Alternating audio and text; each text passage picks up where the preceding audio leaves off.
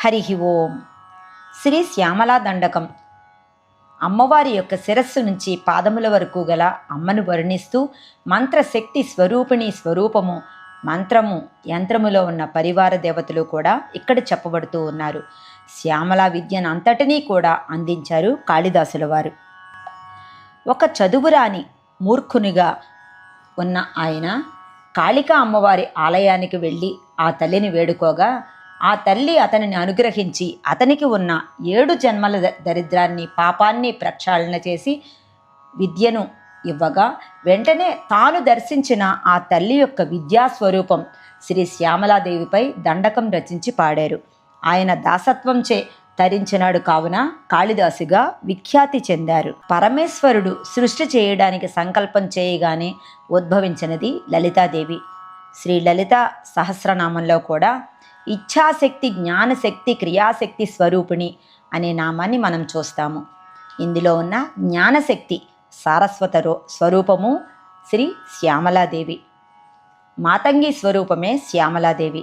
లలితాదేవి యొక్క మంత్రిని కుడివైపున ఉంటారు. గేయ చక్ర రథారూఢ మంత్రిని పరిసేవిత అనే నామంలో చెప్పారు. గేయ చక్రము అనే రథాన్ని అధిరోహించి ఉంటారు. స్వర అక్షరాలతో ఉన్నదే గేయ చక్రము. ఇందులో బిందు స్థానంలో శ్యామలాదేవి ఉన్నారు. లలితాదేవి ముద్రికనిచ్చింది కాబట్టి రాజముద్ర ఉంది కనుక ముద్రికాదేవి అని కూడా పేరు. మాతంగి స్వరూపమే శ్యామలాదేవి. ఆ జగన్మాత యొక్క జ్ఞాన స్వరూపమే ఈ శ్యామలాదేవి.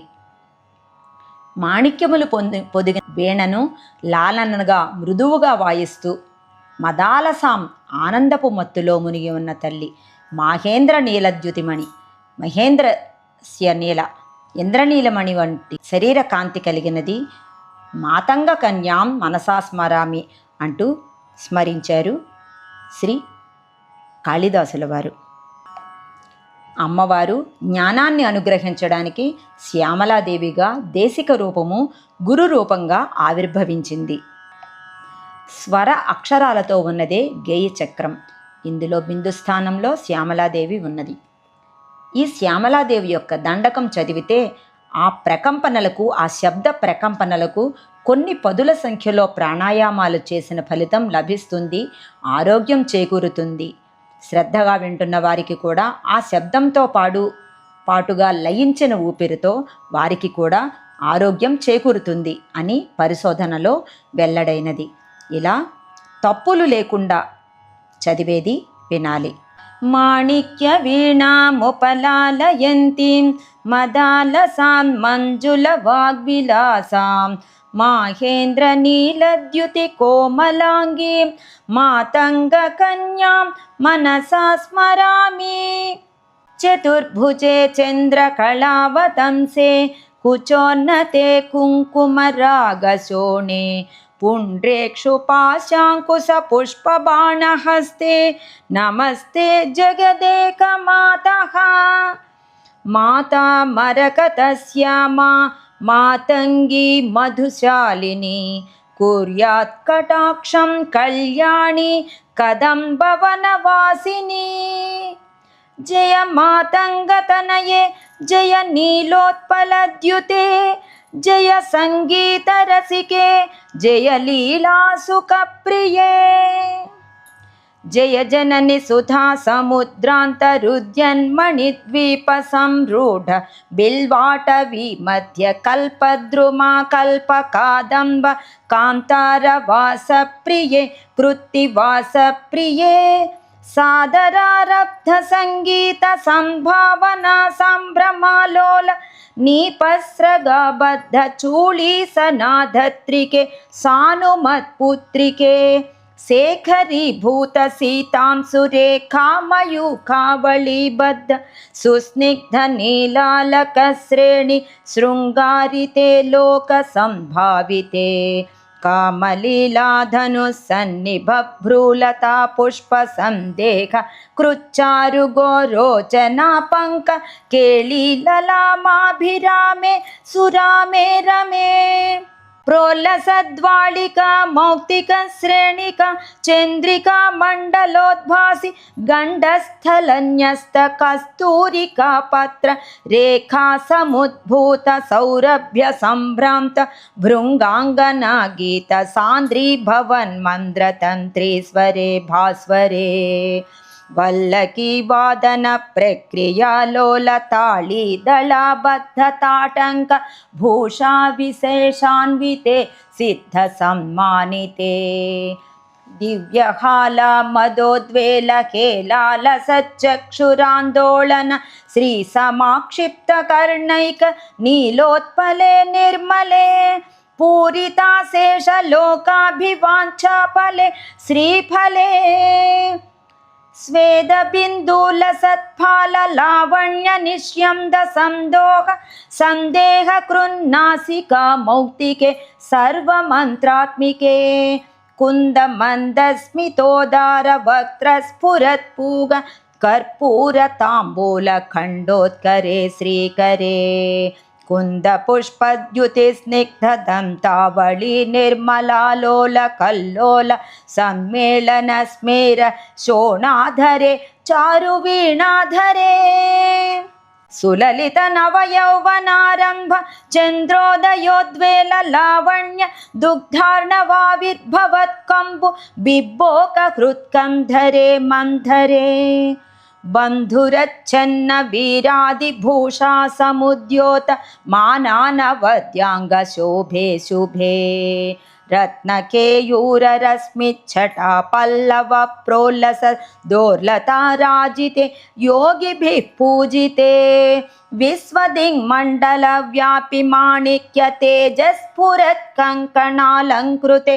साधुभिः सत्कृते वासरारम्भवेला समुजृम्भमाणारविन्द प्रतिच्छन्द पाणिद्वये सन्ततोद्यद्वये दिव्यरत्नोर्मिकादीधिते स्तोमसन्ध्यायमानाङ्गुलि पल्लवोद्यन्नखेन्दु प्रभामण्डले प्रोल्लसत्कुण्डले तारकाराजिनीकासहारावळिस्मेर चारुस्तना भोगभारान मन्मध्यवल्लि वलिच्छेदवीधि समुद्य समुल्लास संदर्शिताकार सौन्दर्यरत्नाकरे श्रीकरे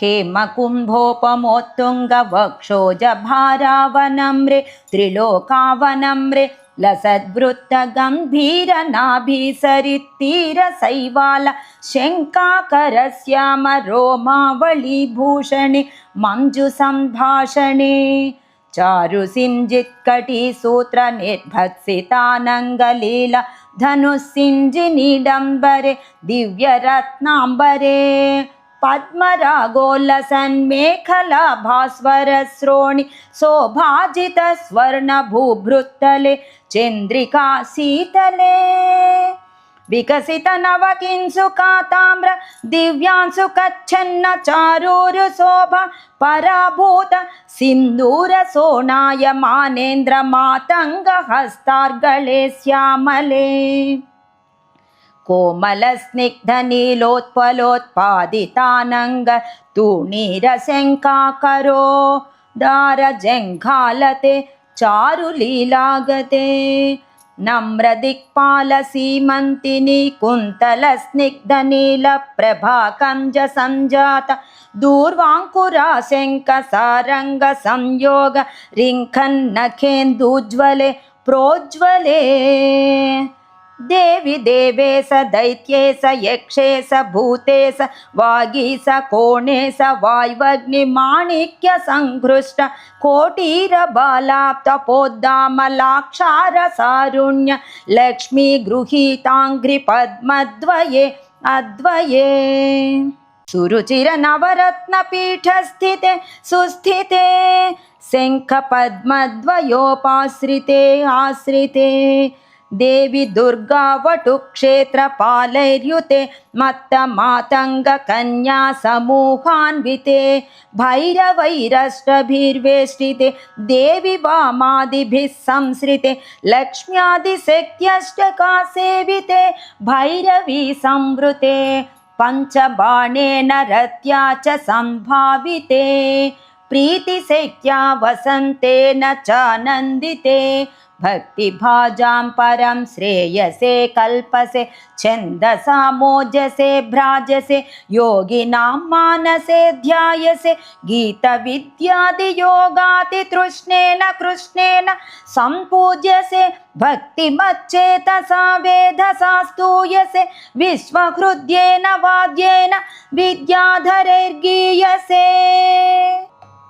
यक्षगन्धर्वसिद्धाङ्गनामण्डलैर्मण्डिते सर्वसौभाग्यवाञ्छावतीभिर्वधूभिः सुराणां समाराध्यसे सर्वविद्याविशेषान्वितं चाटुगाथासमुच्चारणं कण्ठमुल्लोलसद्वर्णरेखान्वितं कोमलं श्यामलोदारपक्षद्वयं तुण्डशोभातिदूरि भवत्किंशुकाभं सुखं लालयन्ती परिक्रीडसे पाणिपद्मद्वयेनापरेणाक्षमालागुणं स्फाटिकं ज्ञानसारात्मकं पुस्तकं बिभ्रति येन संचिन्त्यसे चेतसा तस्य वक्त्रान्तरात् गद्यपद्यात्मिका भारती निस्सरेत् येन यावकाभाकृतिर्भाव्यसे तस्य वश्या भवन्ति स्त्रियः पुरुषा येन वाशातकुम्भद्युतिर्भाव्यसे